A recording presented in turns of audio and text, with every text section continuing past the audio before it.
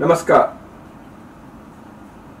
नवरेह के इस शुभ पर्व के अवसर पर आज के इस कार्यक्रम में एकत्रित सभी भाई बंधु बहनों सभी को नए वर्ष के मंगल कामनाएं।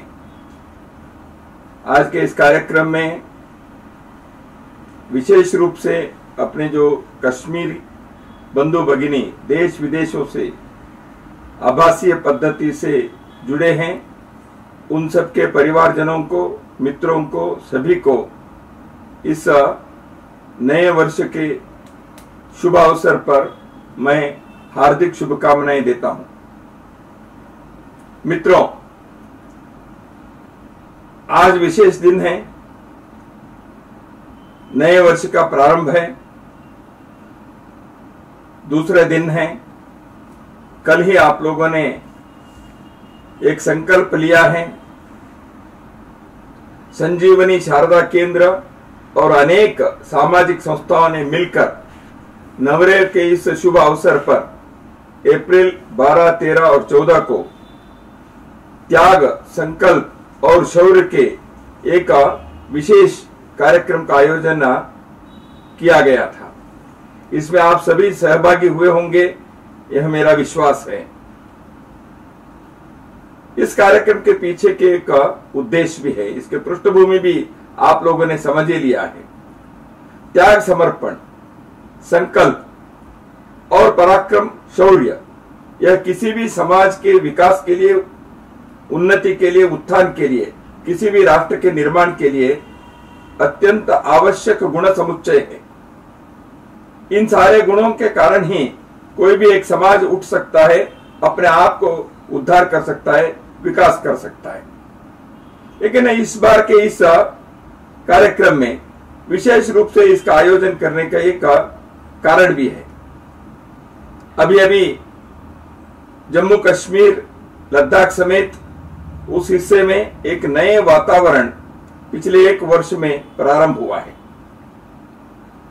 दशकों से, सदियों से कश्मीर में रहने वाले हमारे हिंदू बांधव और उनके परिवार अनेकों संकट और चुनौती के इस कालखंड से पार होते हुए, उसके सामना करते हुए अपने जीवन को अत्यंत एक संकट के घड़ी से उन्होंने पार किया और आगे के विकास के एक नए सीढ़ी पर पहुंचे हैं।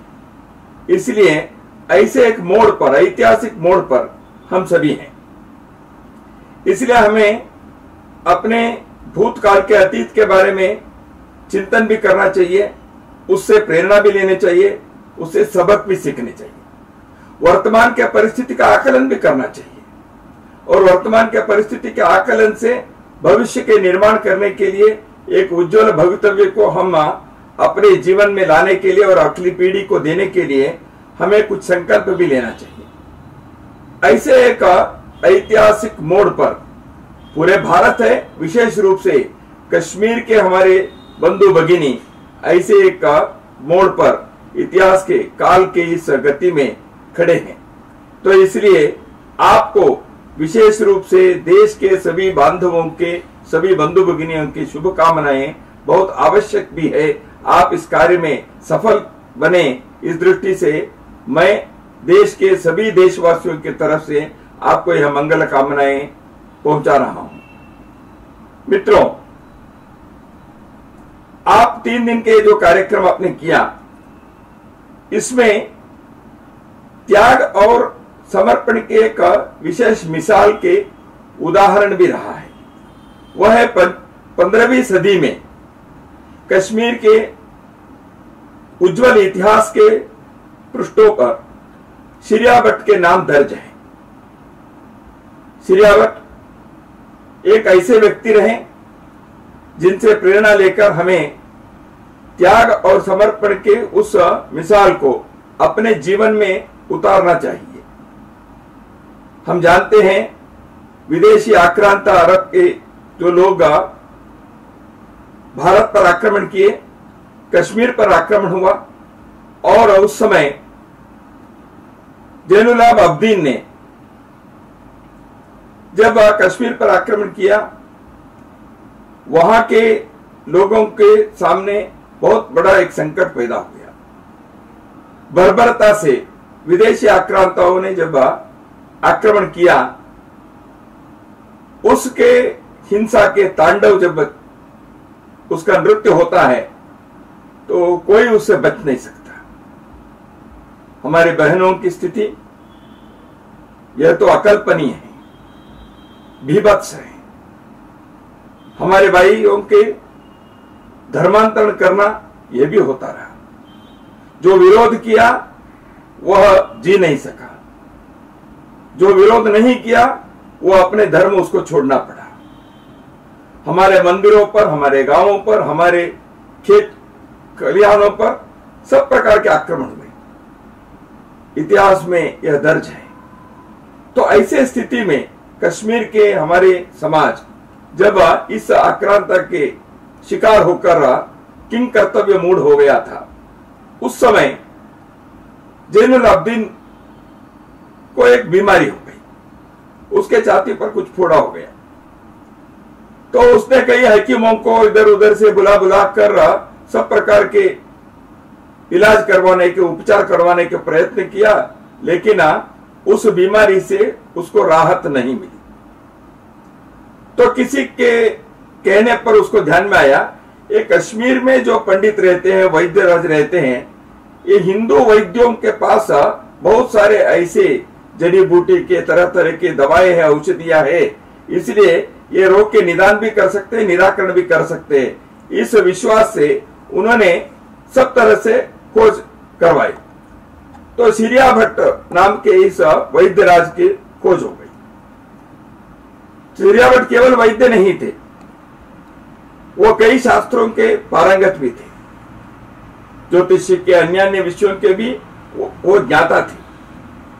सीरिया भट्ट जब ये पता चला, वैद्य का काम यह होता है, वो शत्रु दुश्मन कौन है क्या है ऐसे नहीं है, रोगी जब है उस रुग्ण के सेवा करना वैद्य की एक श्रद्धा का विषय होता है।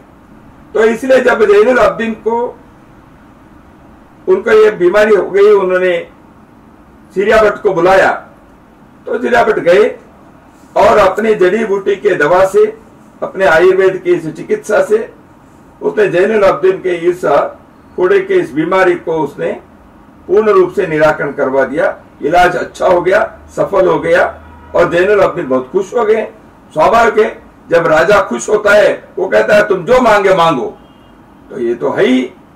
तो जैनुल अब्दीन ने बहुत संपत्ति, धन, सुवर्ण वगैरह देने के लिए सामने आया। तो सीरिया भट्ट ने हाथ जोड़कर गया, मुझे कुछ नहीं चाहिए। आश्चर्य हो गया, अरे ऐसे कोई पंडित जब इलाज किया है, उपचार किया है, तो कुछ नहीं ले रहा है। उसने कहा तुम क्या मांगते हो, मांगो। उसने कहा मुझे कुछ नहीं चाहिए, लेकिन मेरे एक अनुरोध है, उसको आप पूरा करिए। सीरिया भट्ट ने कहा, देखिए हमारे कश्मीर के अपने बंधु भगिनियों पर जो अत्याचार हो रहा है, आक्रमण हो रहा है, ये जो चला हुआ है, इसको आप रुकवाइए। तो सीरिया भट्ट के इस अनुरोध पर जैनुल अब्दीन एकदम चकित हो गए। उसको अचरज लगा, ये कैसे आदमी है, उसके लिए सब कुछ धन संपत्ति सब मिलने वाली थी, लेकिन उसने टुकराया। उसके बदले में अपने समाज के लिए, अपने लोगों के लिए उन्होंने ये मांग रखी। तो इससे उसको एक बहुत बड़ी सबक मिली, जीवन के एक पाठ मिला उस विदेशी आक्रांता को। यहाँ के एक सामान्य वैद्य कश्मीर के, उसने ऐसे आक्रांतों को जीवन के एक बहुत बड़ा उपदेश अपने आचरण से, व्यवहार से, वाणी से दिया। उसने केवल दवा नहीं दी उस बीमारी के लिए, लेकिन दिमाग के उस बीमारी के लिए भी दवा दी, उस अहंकार के बीमारी के लिए भी उसने एक ऐसी दवा दी। तो इस प्रकार के एक उसके आचरण के कारण क्या हुआ, बाद में जो कश्मीर से लोग, कश्मीरी पंडित, कश्मीरी हिंदू, उनको भागना पड़ा था। आक्रमण के कारण उनके शिकार नहीं होना है तो वहां से भागे लोग। ऐसे भागे हुए लोगों को घर वापसी करवाने का कार्य भी सीरिया भट्ट के इस आचरण से, उनके अनुरोध से वो हो गया। कश्मीर के लोग फिर वापस आए। ये कहानी है 15वीं सदी की इतिहास में। तो इसलिए सीरिया भट्ट के इस अद्भुत त्याग और समर्पण के कहानी की प्रेरणा लेकर हमने इस 3 दिन के अभियान में त्याग समर्पण के एक कार्यक्रम हमने किया। और कल वर्ष प्रतिपदा के दिन एक संकल्प का कार्यक्रम था। इस संकल्प को आप लोगों ने लिया ही है। आप पारंपरिक परिधान पहनकर एक विशेष रूप से आपने नवरेह के इस थाली में सजाई जाती नवरेह के जो शुरुआत के दिन करते हैं, उस सजाई जाती है नवरेह को, उसके लेकर आपने एक संकल्प लिया। संकल्प भी कैसे हैं? प्रेरणा वहीं से है। शांति, सद्भावना और समरसता को पुनः एक बार कश्मीर के अपनी इस भूमि पर स्थापित करना चाहिए। और इसके लिए हम अपने इस पवित्र भूमि के गौरवशाली परंपरा को अक्षुण्ण रखते हुए उसके संरक्षण हेतु तन मन धन के योगदान करने का संकल्प हमने लिया। और साथ साथ यह भी हमने संकल्प किया कि आने वाले दिनों में कश्मीर में अपने परिजनों को, मित्रों को फिर से बसाकर अगले नवरेह के उत्सव को, पर्व को उल्लास से हम अपने कश्मीर के भूमि पर मनाएंगे। यह हमारे संकल्प रहा। मित्रों, संकल्प में शक्ति होती है। संकल्प की शक्ति अपार होती है। हमने देखा है, भीष्म ने प्रतिज्ञा की, राणा प्रताप ने प्रतिज्ञा की, शिवाजी महाराज ने शपथ ली। जब संकल्प होता है, संकल्प में बल होता है। वो व्यक्ति चाहो, समूह चाहो, समाज के हो, राष्ट्र के हो, संकल्प को यदि हम शुद्ध मन से, पवित्र मन से, निस्वार्थ भाव से समाज के उन्नति के लिए, धर्म की स्थापना के लिए, आध्यात्म की ऊंचाई के लिए, राष्ट्र के लिए जब संकल्प लेते हैं, उस संकल्प में ताकत 100 गुना, 1000 गुना बढ़ जाती है। एक सामान्य विद्यार्थी भी अपने जीवन में यदि संकल्प लेता है, मैं अपने परीक्षा में अच्छे ढंग से मैं लिख सकूं, इसलिए वो अध्ययन करता है, परिश्रम करता है। केवल संकल्प करके छोड़ता नहीं है। भगवान के सामने प्रार्थना करके वो छोड़ देता नहीं है। कोई भगवान पढ़कर आपको परीक्षा में लिखेगा नहीं, लेकिन संकल्प लेकर जब वो अपने परिश्रम करता है, उस संकल्प में ताकत आती है। तो इसलिए महाराष्ट्र के संत समर्थ रामदास ने एक जगह पर यही कहा है। उन्होंने कहा है, जो चलवलियां हैं, यानी कोई भी अभियान है, आंदोलन है, उसमें एक शक्ति है, सामर्थ्य है, सामर्थ्य है चळवळीची। लेकिन उसमें क्या चाहिए? भगवंताचे अधिष्ठान पाहिजे, मराठी में है, यानी भगवान के एक अधिष्ठान उसमें आवश्यक है। तो इसलिए जब कोई भी कार्य हम लेते हैं, उसमें उस अधिष्ठान में भगवंत के एक साथ हम अधिष्ठान लेते हैं, संकल्प लेते हैं, उसमें शक्ति आती है। इसलिए कल हमने जो संकल्प लिया है, उसमें ऐसी ताकत है। आज 14 अप्रैल को हमने शौर्य दिवस मनाने का कार्य किया है। आज के इस कार्य में हमारी प्रेरणा है कश्मीर के जो राजा रहे वीर ललितादित्य की। प्राचीन काल में बहुत सारे विदेशी आक्रांतों ने भारत के भूमि पर बार बार आक्रमण किए। भारत के भूमि पर आक्रमण करने का कारण हम सब जानते हैं।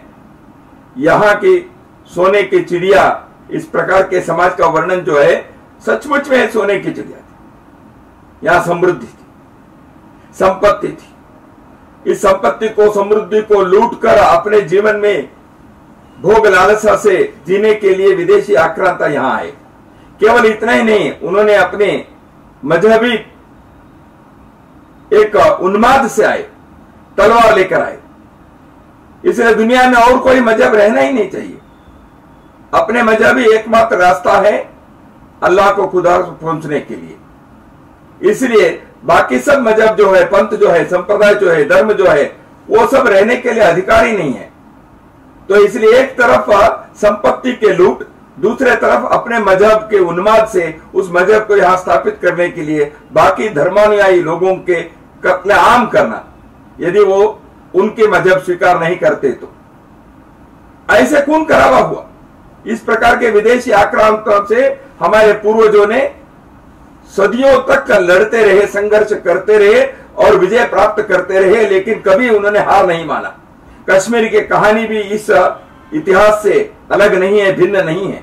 कश्मीर के हमारे पूर्वजों ने इसी प्रकार लगातार इस प्रकार के संघर्ष में रहे। जैसे सूर्यभट्ट ने एक त्याग और समर्पण की एक मिसाल उन्होंने प्रस्तुत किया, ऐसे ललितादित्य ने एक शौर्य के, पराक्रम के एक उदाहरण उसने प्रस्तुत किया। जानते हैं कि ललितादित्य उस प्रकार के जब अरबों ने आक्रमण किया, सिंध से वो आगे बढ़ते रहे, उस समय ललितादित्य ने सोचा कि ये यदि और आगे बढ़ेंगे तो कश्मीर इनके लिए शिकार बन जाएगा। तो इसलिए कश्मीर को बचाना ललितादित्य का काम था। ललितादित्य ऐसे एक राजा थे जो धर्मपरायण थे, उनके राज्य धर्म राज्य था। सब प्रकार के पंथ संप्रदाय के लिए वहां स्थान था। बौद्ध विहार थे, शैव मंदिर थे, वैष्णवों के मंदिर थे, पूजा होती थी। सभी शांति से, सुख से जी रहे थे। एक दूसरे के साथ सामंजस्य और समन्वय से जीने का एक श्रेष्ठ उदाहरण जो हिंदू भूमि में है, उस प्रकार की तो उन्होंने कहा। उसी के 100-150 साल पहले दक्षिण में विजयनगर साम्राज्य में भी यही हम उदाहरण देखते हैं। वहां भी शैव, वैष्णव, बौद्ध, जैन परस्पर सामंजस्य से रहे। विजयनगर साम्राज्य की कहानी इसी प्रकार की है, क्योंकि भारत के राजाओं ने धर्म संप्रदाय पर कोई भेद नहीं किया। कई राजाओं के राजा यदि वैष्णव है, रानी उनकी पत्नी वो शैव है, इस प्रकार की कहानी भी इतिहास में हमको मिलते हैं। लेकिन वो पति पत्नी रहे, एक शैव एक वैष्णव, लेकिन कोई झगड़े नहीं हुए, एक दूसरे के सम्मान से, श्रद्धा से देखते रहे। ऐसे ललितादित्य अपने राज्य में धर्म समन्वय, पंथ संप्रदाय के सामंजस्य से और लोगों के जीवन के, भौतिक जीवन के लिए आवश्यक सब प्रकार के सुख सुविधा मिले, इस प्रकार के एक आजकल की भाषा में कहना है तो गवर्नेंस जिसको कहते हैं, सुशासन, यह भी ललितादित्य के राज्य में देखने को मिला। ये सारी बातें इतिहास में सबूत के नाते हमें प्राप्त है। तो इसलिए ललितादित्य के जो शौर्य है, पराक्रम है, वह भी हमारे लिए प्रेरणा देते हैं। जब अरब लोग सिंध के पार करके आ रहे थे, तब लगा कि अब कैसे बचाएं। इसलिए उनके ताकत के बारे में उनको मालूम था, क्योंकि वो अन्य अन्य देशों पर आक्रमण करते हुए उन सबको परास्त करके अपने राज्य को वहां जमाते आए थे। इसलिए ललितादित्य को लगा मेरी सेना के, मेरे दुर्बलता होकर अपने राज्य हम ना खोएं, हमारे लोगों को कोई संकट में हम ढकेल ना दे। तो इसलिए ललितादित्य ने चीन से सहायता मांगी। उन्होंने कहा हम दोनों मिलकर एक आग करें, लेकिन उस समय चीन ललितादित्य के साथ नहीं था। उन्होंने कहा ये हमारे काम नहीं भाई। तो इसलिए ललितादित्य उस समय राष्ट्रकूट के नागभट्ट और राजस्थान के वीर राजपूत बप्पा रावल, इन दोनों से समझौता किया। दोनों ललितादित्य को समर्थन देने के लिए आगे आए। ऐसे गठबंधन बनाकर ललितादित्य ने अरबों का परास्त किया। तो इस कारण से अरब सिंध से आगे नहीं आ सके। इतने नहीं, उन्होंने सिंध के उस पार तक उनको खदेड़ दिया। ललितादित्य के इस शौर्य और पराक्रम की प्रेरणा को लेकर आज हमें सोचना चाहिए, अपने कश्मीर पर, भारत पर होने वाले किसी भी प्रकार के आक्रमण को यदि हमें परास्त करना है, उनको खदेड़ना है, तो एकता चाहिए। भिन्न भिन्न प्रकार के लोगों से मिलकर हमें काम करना पड़ेगा। उस एकता के कारण हमारी शक्ति बढ़ेगी। इसलिए जब हम संकल्प लेते हैं एक तरफ त्याग और समर्पण की दृष्टि से, उसके पराकाष्ठा से, कश्मीरी बंधु भगिनियों ने पिछले कई दशकों में जो त्याग के संकट के कारण सब प्रकार के जो उनको खोना पड़ा, उस त्याग और बलिदान के सामने मैं क्या कहूं। सारे देश आपके सामने नतमस्तक है। आपके इस संकट के काल में सारे हिंदू समाज आपके साथ किसी न किसी प्रकार से खड़ा रहा है। लेकिन आपने जो त्याग किया है, आपने धर्म की रक्षा के लिए जिस प्रकार के दर्द को सहन करते हुए आप कश्मीर की समाज को सुरक्षित रखने के लिए जिस प्रकार आपने कार्य किया, इसके सामने हम सभी नतमस्तक हैं और आपको साधुवाद भी देता हूं, प्रशंसा भी करता हूं। और यह एक इतिहास में उदाहरण बन गया है। कश्मीर के लोगों को बार बार अपने भूमि से विस्थापन होना पड़ा। अभी 1989-90 में 89-90 में जो विस्थापन हुआ, ये 7वां विस्थापन है। कश्मीर के लोग कई बार अंत, जैसे सीरिया भट्ट का मैंने अभी उदाहरण दिया, औरंगजेब के जमाने में हुआ। गुरु गोविंद सिंह के पास आकर कश्मीरी पंडित लोगों ने, गुरु तेग बहादुर के पास आकर कश्मीरी पंडितों ने जिस प्रकार अपने रक्षा के लिए उनसे अनुरोध किया, और गुरु तेग बहादुर जी ने जैसे कश्मीरी पंडितों की रक्षा करने के लिए अपने स्वयं के शीश उनको चुकाना पड़ा। इसलिए दिल्ली के शीशगंज आज खड़ा है, क्योंकि गुरु तेग बहादुर के उस बलिदान के कारण। कश्मीर के लोगों के धर्म की रक्षा के लिए गुरु तेग बहादुर अपने जीवन का बलिदान दे रहे हैं। विस्थापन हुआ कश्मीर में। अभी 7वां विस्थापन जो हुआ, यह तो स्वतंत्र भारत में अपने ही देश में कश्मीरी लोग विस्थापित हो गए। तो इसलिए संकल्प हमने लिया, नहीं भाई, यह अंतिम विस्थापन होगा। इसके बाद कश्मीर फिर से विस्थापन होने का कोई समय नहीं आना चाहिए। तो इसलिए उस शौर्य को, त्याग को, बलिदान को स्मरण करते हुए, उसकी प्रेरणा लेकर हमें एक संकल्प जो लिया, इस संकल्प को चरितार्थ करना चाहिए। इसको सार्थक बनाना पड़ेगा, इसको जीवन में उतारना पड़ेगा। विपरीत परिस्थितियों में लोगों ने काम किया। सीरिया भट्ट की परिस्थिति एक प्रकार थी, ललितादित्य के समय की परिस्थिति अलग थी। लेकिन भारत के लोगों ने परिस्थिति कैसे भी रही, उनके सोच क्या रहा। जब त्याग बलिदान आवश्यक है, त्याग बलिदान। जब शौर्य पराक्रम की आवश्यकता है, उसके पूरा करने के लिए सामने है। मार्ग कोई भी हो, मार्ग ज्ञान के हो सकते, भक्ति के हो सकते, कर्म के हो सकते, लेकिन प्राप्त करना चाहे यह तय है। इसलिए लक्ष्य जब तय होता है, मार्ग कौन सा हो, यह परिस्थिति के आधार पर अपनी क्षमता को देखकर, समाज के मानस को समझकर मार्ग के चयन किया जाता है। मार्ग कोई अपने आप में बुरा या भला नहीं है, लेकिन मार्ग अपनाते समय लक्ष्य क्या है, उद्देश्य क्या है, उसके पीछे के तत्व क्या है, और मार्ग को धर्म के आधार पर चयन करना चाहिए। वह धर्म समाज धर्म है, वह राष्ट्र धर्म है, वह मानव धर्म है। तो इसलिए कश्मीर के लोगों ने इस प्रकार के एक चुनौतीपूर्ण परिस्थिति में, परिवेश में पिछले कई दशकों से अपने जीवन व्यतीत किया। मान अपमान सहन करना पड़ा उनको, सब प्रकार के दयनीय स्थिति में गुजरना पड़ा, सब प्रकार के हिंसा को सामना करना पड़ा। जिनके पास संपत्ति थी, धन था, खेती थी, सब छोड़कर अपने ही देश में भिखारी जैसे रहना पड़ा।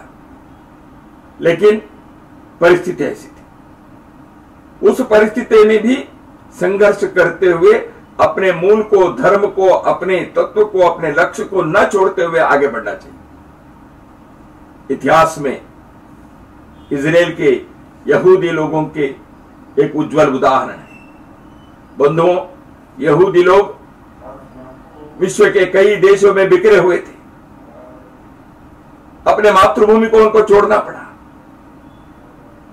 इजराइल से उन्होंने 1800 वर्ष तक बाहर रहे। कितनी पीढ़ी हो गई, लेकिन हर पीढ़ी में उन्होंने यही विचार किया, अगले स्तर में हम फिर से इजराइल में जाकर मनाएंगे। ऐसा हर पीढ़ी को उन्होंने वचन दिया, शपथ दिया, संकल्प दिया, और उसके पश्चात लड़ते रहे। उन्होंने भी अपमान सहन किया, हिंसा सहन की, सब प्रकार के जीवन के चुनौतीपूर्ण उस घड़ी को उन्होंने देखा। एक देश नहीं, दुनिया के कई देशों में, और वहां के देश के समाज में उनके साथ बहुत अच्छा व्यवहार किया, ऐसे नहीं है। बहुत तुच्छता से, बहुत हीनता से उनके साथ व्यवहार हुआ। पशु सदृश जीवन उनको बिताना पड़ा। केवल भारत एकमात्र अपवाद है जहां यहूदी लोगों के साथ ऐसे कोई भी दुर्व्यवहार नहीं हुआ, उनके साथ ऐसे कोई अपमान उनको सहन करना नहीं पड़ा। यहां वो भाईचारा के साथ रहे। उन्होंने अपने साहित्य में लिख कर रखा है। यहूदी लोगों ने इस प्रकार के जो सैकड़ों वर्षों तक संघर्ष किया, एक संकल्प लिया, हम अपने मातृभूमि पर, हमारे होमलैंड पर हम जाएंगे। हम अपने इस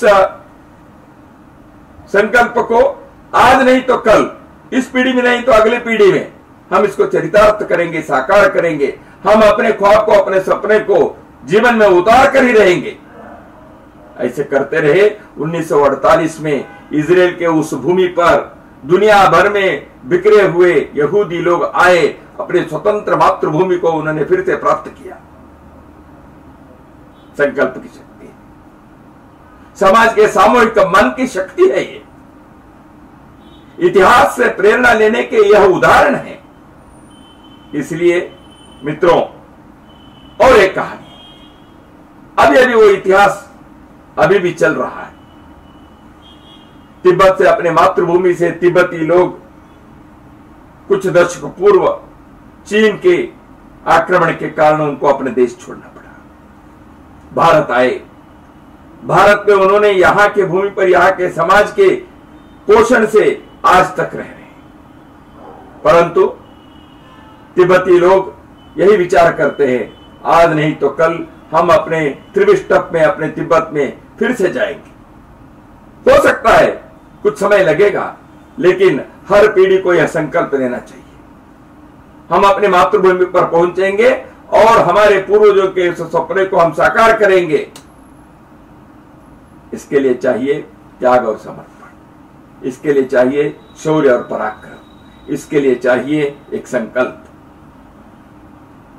तो इसलिए मित्रों, आप 3 दिन जो कार्यक्रम संपन्न किए हैं, यह इसी इतिहास के उदाहरण से प्रेरणा लेकर करने का एक बहुत बड़ा एक अभियान, एक ऐसे कार्यक्रम था, उसमें आप लोग सहभागी हुए हैं।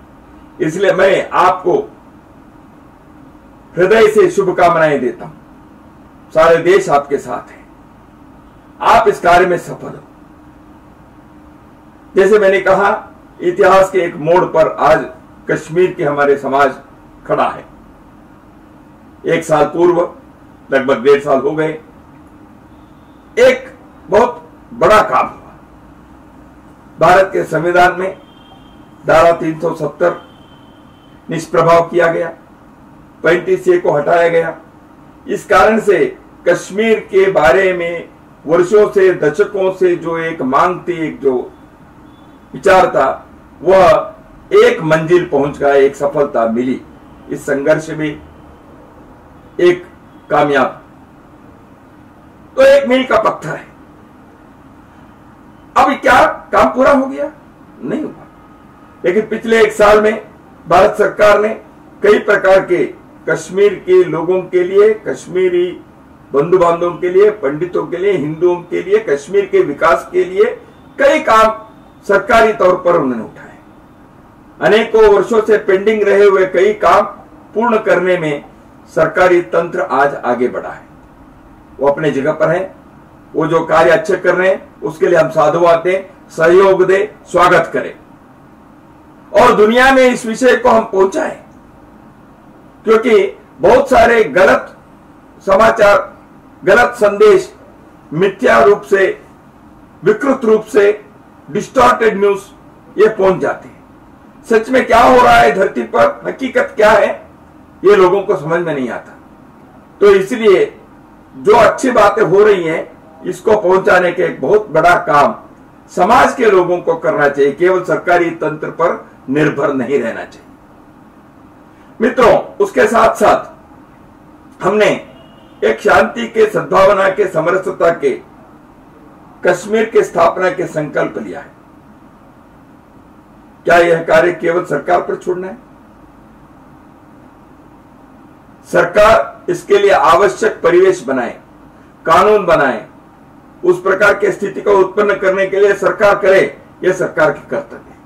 लेकिन उसके साथ साथ यदि वो सफल होना है, उसके लिए समाज का पूर्ण सहयोग चाहिए। मनोयोग से समाज को इस दिशा में आगे बढ़ने के लिए अपने तौर पर भी, अपने स्तर पर भी उनको प्रयत्न करना ही पड़ेगा। कोई भी समाज केवल सरकारी बलबूते पर अपने विकास नहीं कर सकता। अपने को अपने पैरों पर खड़े होने के लिए, अपने दिल के अंदर के भावनाओं को उजागर करते हुए, अपने मस्तिष्क के प्रतिभा से, अपने सामूहिक मन से कार्य करने से ही हम एक सफलता के मंजिल पहुंचने में हम भी आगे बढ़ सकते हैं, उसका आनंद ले सकते हैं।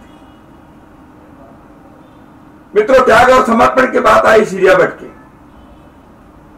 क्या केवल उस सदी की बात है, 15वीं सदी की बात? लेकिन हम विचार करें, अभी इस 7वें विस्थापन के इस कालखंड में हमारे कितने लोग अपने बलिदान दिए। स्वर्गीय टीकालाल टप्पू जी, जस्टिस नीलकंठ गांजू जी, बहन सरला भट्ट जी, प्रेमनाथ भट्ट जी, मैं याद करता हूं कितने लोग ये जो मजहबी उन्माद के लोगों के शिकार हो गए। उनके क्या कसूर, उनका क्या अपराध था? वो हिंदू के नाते जन्मे और कश्मीर में रहे, यही उनका अपराध। उन्होंने आवाज उठाई कश्मीर के लोगों के लिए अन्याय के खिलाफ, यही उनका अपराध है, यही उनका पाप है। लेकिन उन्होंने उस चुनौती को स्वीकार किया। हम सबके लिए, कश्मीर के भवितव्य के लिए अपने त्याग दिया। उनके उस समर्पण को हम स्मरण करें, वह त्याग, वह समर्पण व्यर्थ न हो जाए। हमारे अगली पीढ़ी को इस प्रकार के जो लोग कश्मीर के लिए, भारत के लिए अपने समर्पण किया, बलिदान दिए, उनके नाम के स्मरण करने के लिए अगली पीढ़ी को हम इस इतिहास को बार बार बताएं। भारत के सैनिक, अर्धसैनिक बल, कश्मीर के पुलिस, इन्होंने भी इस प्रकार के जो आतंकवादी हैं, मजहबी उन्माद से अपने ही लोगों पर जिन्होंने आक्रमण किया, ऐसे आतंकवादियों के आक्रमण को रोकने के लिए ये सारे सिक्योरिटी फोर्सेस के लोग, उन्होंने भी अपने बलिदान दिया, अपने जीवन का न्यौछावर कर दिया, प्राणों की आहुति दी। उनके परिवार अनाथ हो गए। ठीक है, सरकार की कुछ व्यवस्था से उनके भौतिक व्यवस्था तो हो सकती है, लेकिन उनके लिए जो धक्का पहुंचा है, आघात पहुंचा है, उसके लिए कौन से मलहम पट्टी लाए? तो इसलिए उनके भी हमको स्मरण करना चाहिए। धारा 370 और 35A के जो प्रकरण हुआ, उससे फिर से एक बार, पुनः एक बार यह स्थापित किया गया है कि जम्मू कश्मीर भारत का अभिन्न अंग है।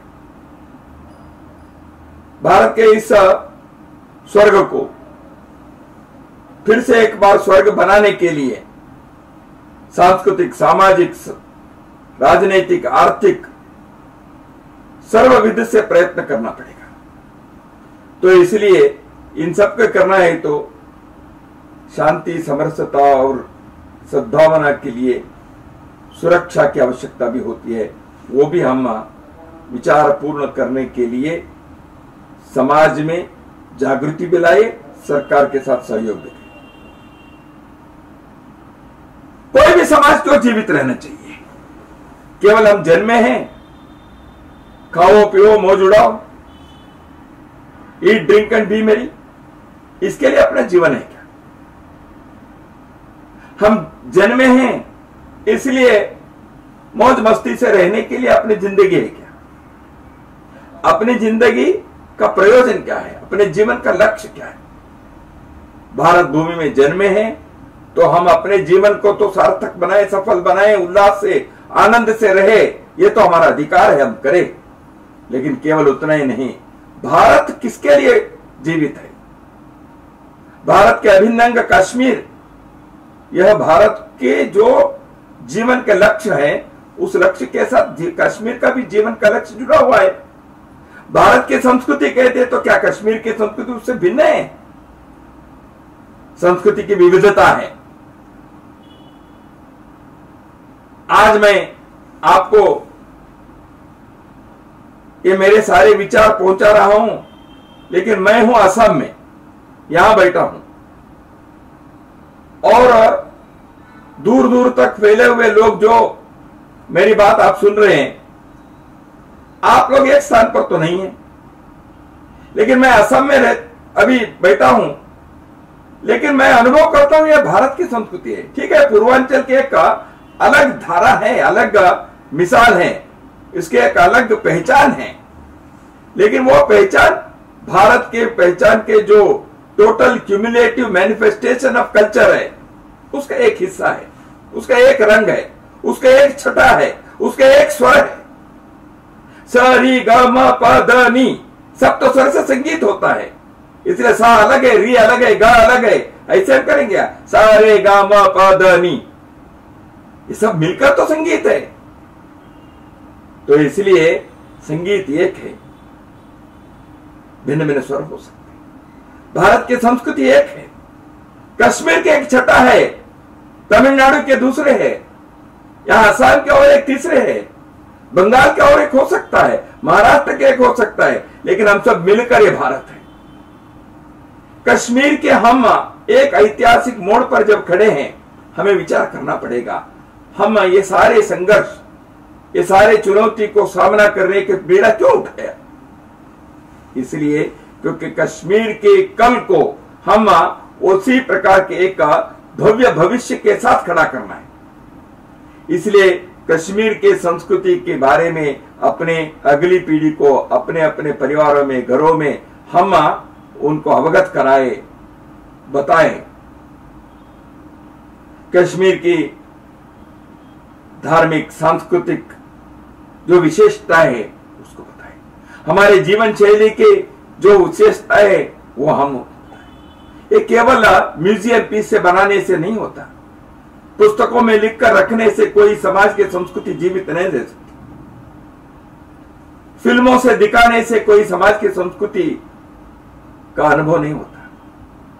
इसको घर घर में, परिवार में हमें अपने जीवन में, व्यवहार में, आचरण में लाने से ही यह संभव है।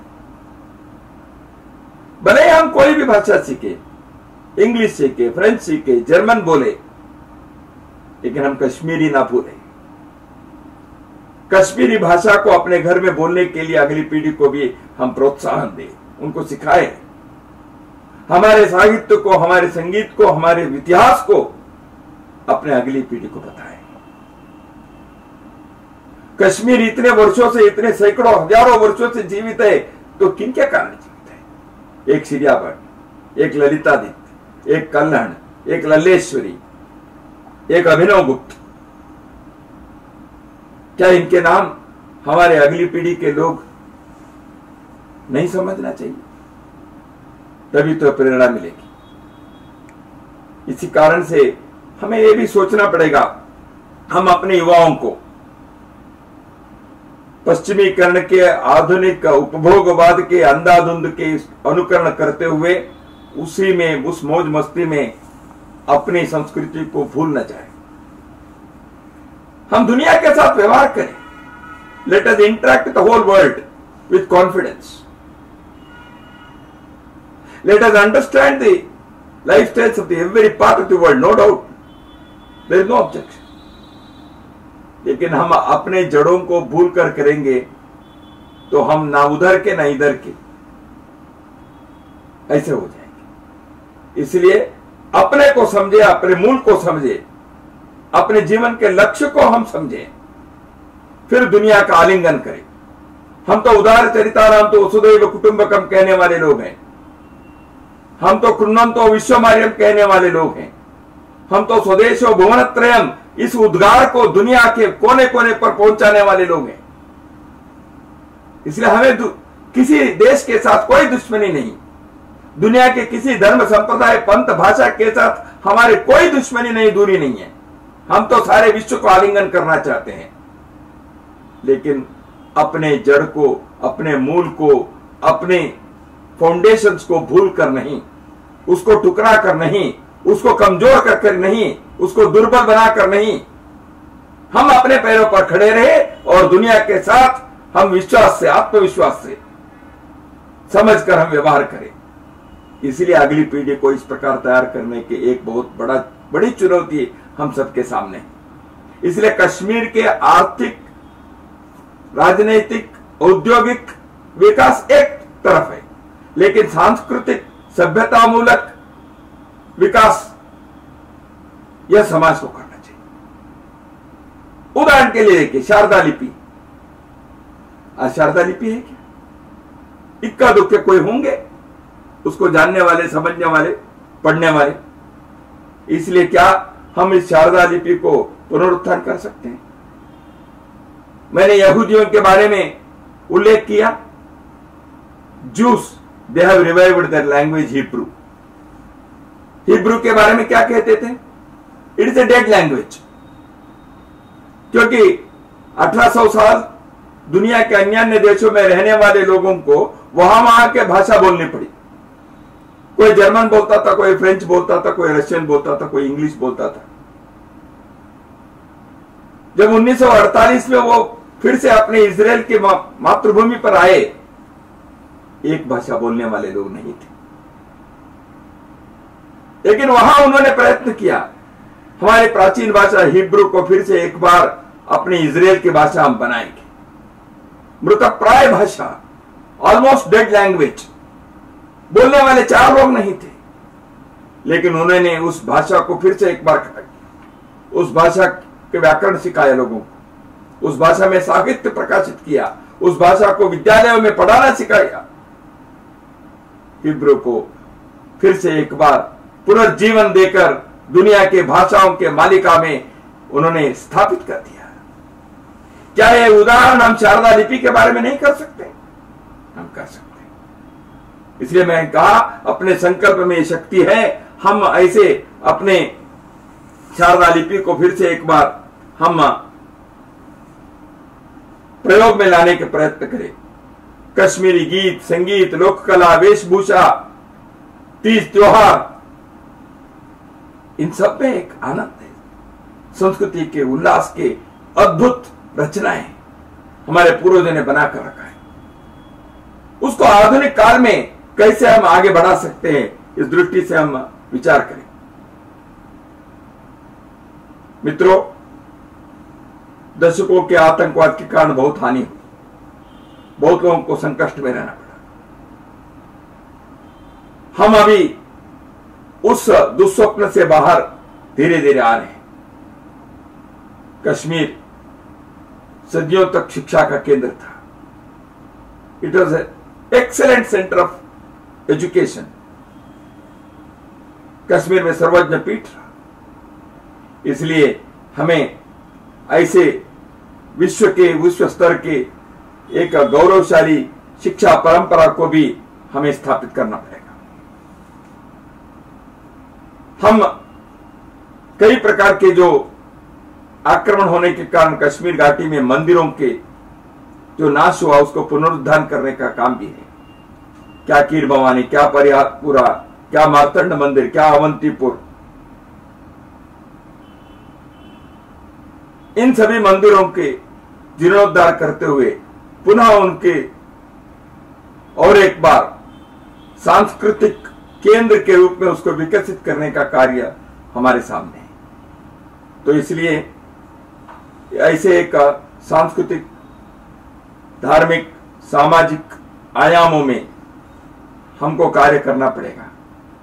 तो इसलिए कश्मीरी बंधु भगिनियों से मेरा अनुरोध है, हमने जो संकल्प किया है, आज इस 3 दिन के अभियान को जैसे आखिरी दिन हम मना रहे हैं, यह नए शुरुआत के, प्रारंभ के एक सूत्रपात करने में सफल हो, यही मेरी आपकी तरफ शुभकामनाएं हैं। कश्मीरी घाटी में बहुत सारे जो अपने सांस्कृतिक विविधताएं, सांस्कृतिक दृष्टि से श्रेष्ठ जो उदाहरण है, उनकी रक्षा करना और उन सब के प्रति अपनी श्रद्धा को जागृत रखना, अगली पीढ़ी को कश्मीरी जीवन शैली के बारे में अवगत कराना, उसके बारे में आत्मविश्वास से बोलने के लिए उनको तैयार करना, यह आवश्यक है। इतने ही मैं इस समय आपके सम्मुख अनुरोध करता हूं। पुनः एक बार इन 3 दिनों में आपने एक संकल्प लेकर कश्मीर के समाज में एक जान फूंकने का, उनके जीवन को चरितार्थ बनाने का, एक उदाहरण प्रस्तुत करने का बीड़ा जो उठाया है, इसके लिए साधुवाद देता हूं, आपका अभिनंदन करता हूं।